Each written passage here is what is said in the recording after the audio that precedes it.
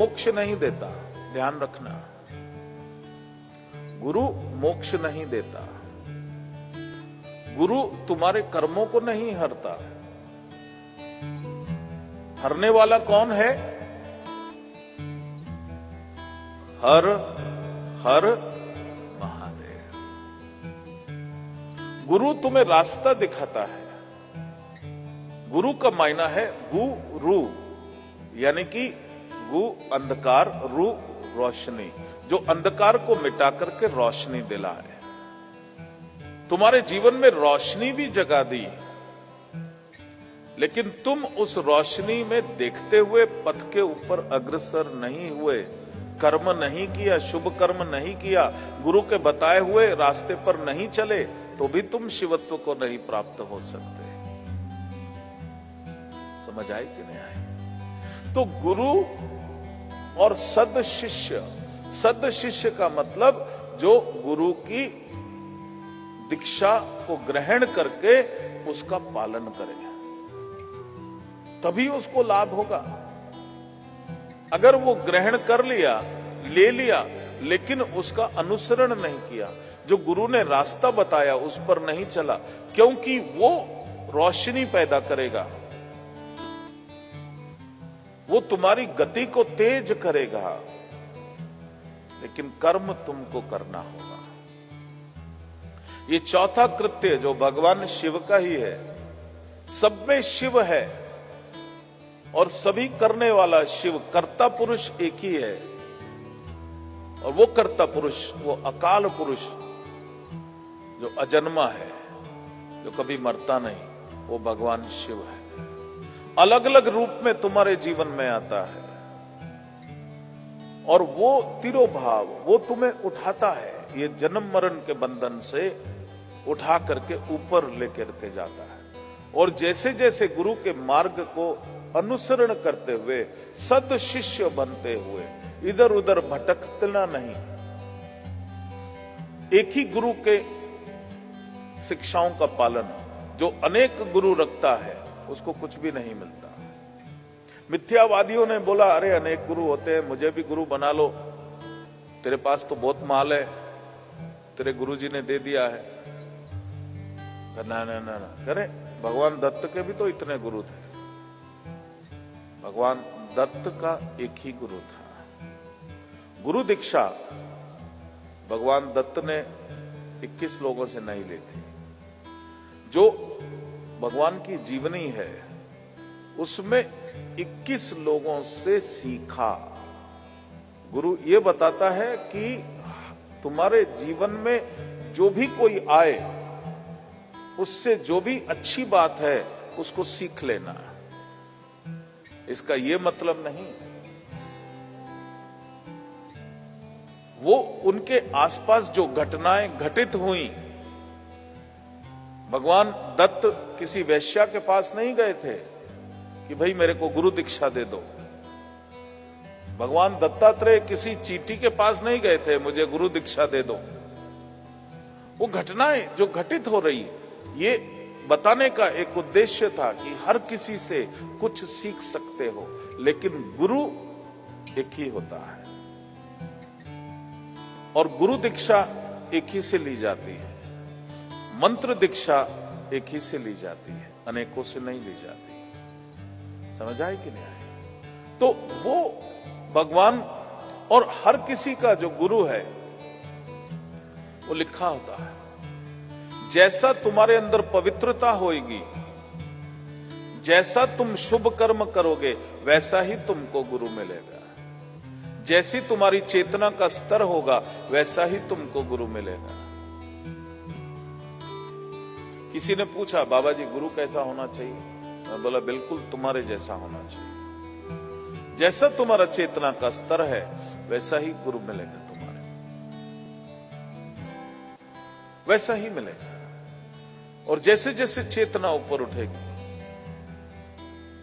इसलिए जो गुरु दीक्षा है वो लेने के बाद फिर किसी के पास नहीं जाना, फिर वही है, क्योंकि वो पार लगाएगा। और पांचवा कृत्य जो है भगवान स्वयं परात्पर शिव, वो स्वयं अनुग्रह, अनुग्रह यानी कि आत्म साक्षात्कार, अनुग्रह यानी कि सिद्धत्व, अनुग्रह यानी कि मोक्ष। गुरु तुमको सिद्ध नहीं बना सकता, बड़े से बड़ा दिव्य गुरु भी हो तो भी वो तुमको सिद्ध नहीं बना सकता। सिद्धत्व का काम किसका?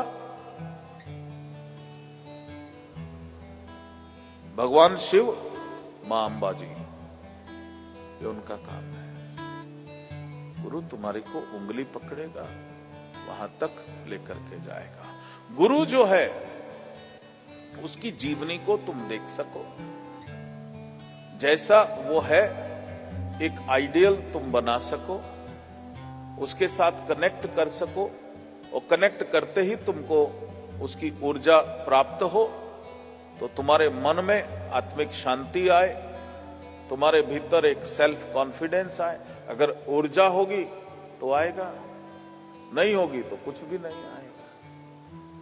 तो वो जो एक संबंध है उसको जरूर सीखना, जरूर समझना। अंधविश्वास में लोग गुरु के नाम का ही मंत्र जपना शुरू करते हैं। गुरु तुम्हें बताता है शिव नाम का मंत्र जपना है, मनुष्य को नहीं जपना है। मनुष्य शिवत्व को प्राप्त होता है, और जब वो निराकार हो जाता है, जब वो निर्गुण निराकार हो जाता है, तब वो शिव हो जाता है। और तब तुम ओम नमः शिवाय तो जप ही रहे हो। जब तक वो साकार है वो शिवानंद है, और जब इस शरीर से निकलेगा तभी वो शिव होगा। समझ आ रही है बात? और तुमने जो जपना है, किसको जपना है? शिव को जपना है, शक्ति को जपना है। इसलिए किसी भी मनुष्य की पूजा नहीं होनी। पूजा होनी तो मैं बोलता हूं अल्टीमेट की पूजा होनी, जो सबसे सर्वोपरि है, जो सबसे सर्वोपरि है, उसी की आराधना करनी है। वही आराध्य देव है तुम्हारा। पहले समय में ये आसुरी परिकल्प होता था। जो असुर होते थे कुछ समय तपस्या करते थे, भगवान से वरदान प्राप्त करते थे, और वरदान प्राप्त करने के बाद बोलते थे अब मेरे नाम को तुम जपोगे, मेरी पूजा करोगे, मैं भगवान बन गया। और जब वो कहते थे मैं भगवान बन गया, तो वही साधक, वही जो साधना कर रहा था भगवान की, वो जो भगवान का कृपा प्राप्त था, वही अब असुर बनता है, और वही भगवान शिव या मां भगवती के कोप का भाजन बनता है, और उसका वध होता है। इसलिए गुरु वो जो तुम्हें भगवान से जोड़े, वो गुरु नहीं जो कहे मेरा नाम लो, वो गलत है। सिर्फ भगवान का नाम लेना है, क्योंकि मैंने भी उसी का नाम लिया, मैं उसके साथ एक हो गया, तो मुझे भिन्न क्यों समझते हो? मैं जब शक्ति के साथ एक हो गया तो मुझे अलग से क्यों समझते हो? उसी का नाम लो, और जैसे ही तुम मां भगवती का नाम लोगे मैं वैसे ही तृप्त हो जाऊंगा।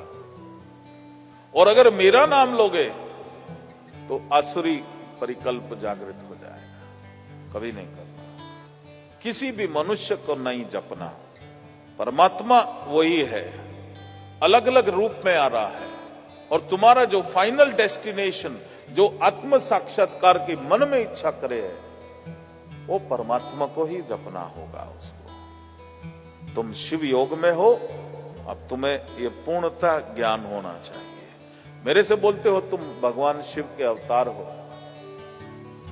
तो मैं कहता हूं तो तुम कौन हो? तुम भी शिव के अवतार हो। फर्क इतना है कि मैं पहुंच गया, मैं जान गया, और तुमको अभी पहुंचाना है, तुमको अभी अनुभव कराना है। इसलिए ऐसा कोई अवतार पुरुष नहीं होता, सभी बीज रूप में आते हैं। आजकल मॉडर्न हो गया तो बड़े बड़े पेड़ लाके लगा देते हैं, वो बात अलग है। लेकिन वो पेड़ भी जो लगा है वो पहले बीज रूप में था कि नहीं। इसलिए सभी बीज है और वो वृक्ष बनते हैं। उसी तरह हर कोई जो है परमात्मा की वो यात्रा उसने पूर्ण करनी, परमात्मा को ही याद रखना, भगवान शिव को ही याद रखना।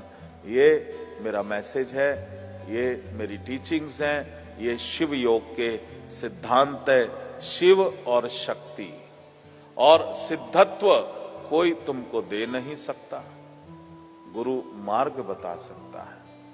गुरु के साथ जुड़ करके तुम शुभ कर्म करते हुए उसकी बताई हुई मंत्र दीक्षा को प्राप्त करके उसकी बताई हुई साधना को करते करते तुम अपनी चेतना को उठाते हो, अपने जीवन संसारिक जीवन को शुभ करते हो, अपने आध्यात्मिक जीवन को शुभ करते हो और भोग और मोक्ष दोनों को प्राप्त हो।